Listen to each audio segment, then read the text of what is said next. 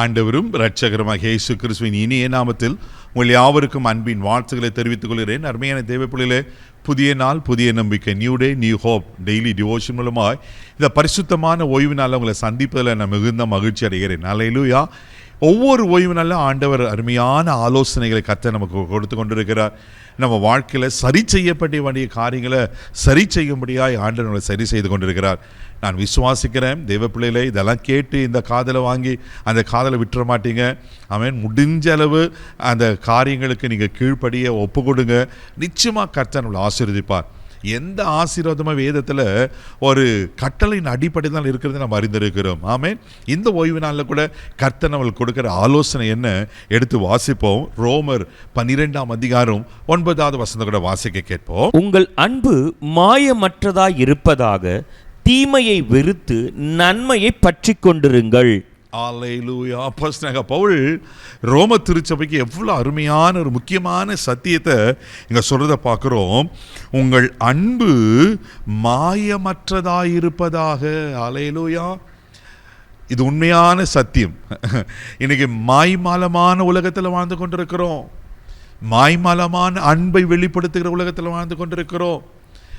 சொந்த பிள்ளைங்களை தம் பெற்றோர்களை மாய்மாலமாக நேசிக்கிற உலகத்தில் வாழ்ந்து கொண்டிருக்கிறோம்.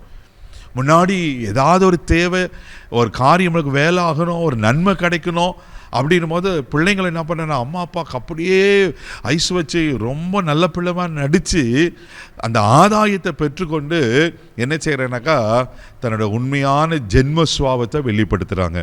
தேவப்பிள்ளையில் இது உலகத்தில் சாதாரணமாக நடக்கிற காரியம். எல்லா உறவுகளிலும் சரி, நான் ஆண்டவர் என்ன சொல்கிறேன்னா, உங்கள் அன்பு மாயமற்றதாக இருக்கட்டும். ஹல்லேலூயா. நான் ஒருத்தரை நேசிக்கிறேன்னா, நான் ஒருத்தர் அன்பு கூறுனா, அன்பு எப்படி இருக்குன்னா உண்மையான அன்பாக இருக்கணும். ஏசு அதை தானே செஞ்சார்.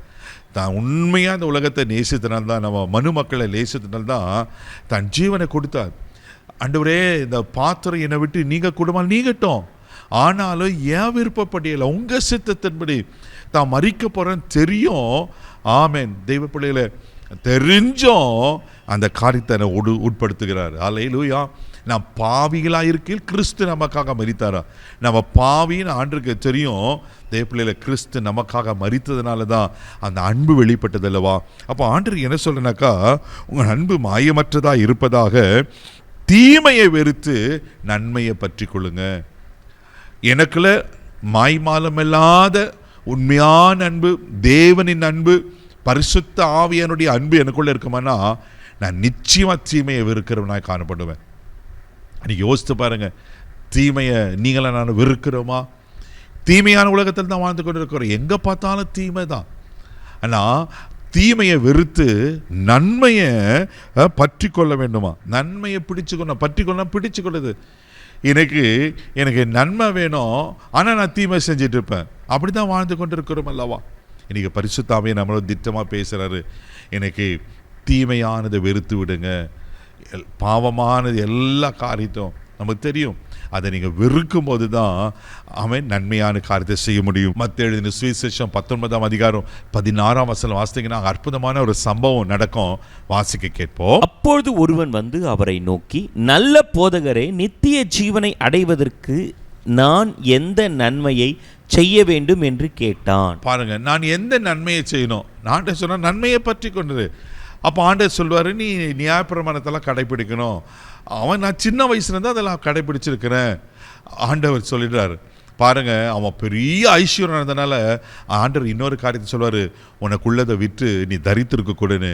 அவன் ஐஸ்வர்யவானாய் இருந்தபடினால தனக்குரியதை கொடுக்க, ஆமென், அதை பிறருக்கு கொடுக்க மனசு இல்லாமல் நல்ல போதகத்திடத்தில் நல்ல கேள்வி கேட்டான். நித்திய ஜீவனை எப்படி பெற்றுக்கொள்ளணும்னு நல்ல பதிலையும் பெற்றுக்கொள்கிறான்.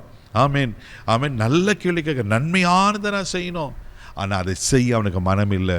ஏன் தெரியுமா? அவனுக்குள்ள மாய்மாலமான ஒரு அன்பு இருந்தது. தெய்வ பிள்ளையில இந்த ஓய்வு நாளில் ஆண்டு நமக்கு கொடுக்குற ஆலோசனை என்னன்னாக்கா, தீமையை வெறுத்துட்டு நன்மையை பற்றி கொண்டுருங்க. அந்த நன்மையை பற்றி கொள்ளனா, நான் நன்மை எனக்குள்ள இருக்குமானா என் அன்பு எப்படி இருக்குன்னா மாய்மாலம் இல்லாத உண்மையான அன்பா. ஆமேன். எனக்கு துரோகம் பண்ணாலும் நான் அவங்களை நேசிக்கிற அன்பா இருக்கும். இன்னைக்கு ஆண்டவர் அதுதான் எதிர்பார்க்கிறார். இயேசு அதை தான் நம்மளுக்கு வைத்து போனார். இயேசு அதை தான் செய்தார். சிலுவையில் அறையும் போது ஆமென், சிலுவையில் தொங்கி கொண்டிருக்கிற பிதாவே, தாங்கள் செய்கிறது இன்னதென்று அறியாமல் இருக்காங்க, இவளை மன்னிச்சிடுங்க ஆண்டவரே. எவ்வளோ பெரிய காரியம். ஏன்னா அவர்களை நேசித்ததுனால தான். தேவப்பிள்ளையில் இன்னைக்கு அந்த அன்பில் நீங்களும் நானும் நிலைத்திருப்போம், தீமையை வெறுப்போம், நன்மையான காரியத்தை செய்வோம். கண்களை மூடி நம்ம ஜெபிப்போம். அன்பு தகப்பனே, உமக்கு நன்றி சொல்லி உம்மை துதிக்கிறோம், உம்மை ஸ்தோத்திரிக்கிறோம்ப்பா. தீமையை வெறுக்கிற ஒரு கிருபையை ஒவ்வொருத்தருக்கும் நீங்கள் தரும்படியாக ஜெபிக்கிறோம்ப்பா. ஆண்டவரே, உமக்கு நன்றி சொல்லுகிறோம். நன்மையை பற்றி கொண்டு நன்மையானது செய்ய கிருபை செய்யுங்கப்பா. அந்த வாலிபனை போல ஆண்டவரே, நித்திய ஜீவனை இழந்து போகாதபடிக்கு ஆண்டவரே, நித்திய ஜீவனை பெற்றுக்கொள்ளத்தக்கதாய் ஆண்டவரே, உங்கள் அன்பில், பரிசுத்த ஆவியான கொடுக்கிற அன்பில் ஆண்டவரே நாங்கள் நிலைத்திருக்க எங்களுக்கு கிருபை செய்யும். இந்த நாள் முழுதும் கரம் பிடித்து நடத்தும், பாதுகாத்தலும் கிருபைக்கு ஒப்பு கொடுக்கிறோம். இயேசுவின் மூலம் ஜெபக்கிறோம் பிதாவே, ஆமென்.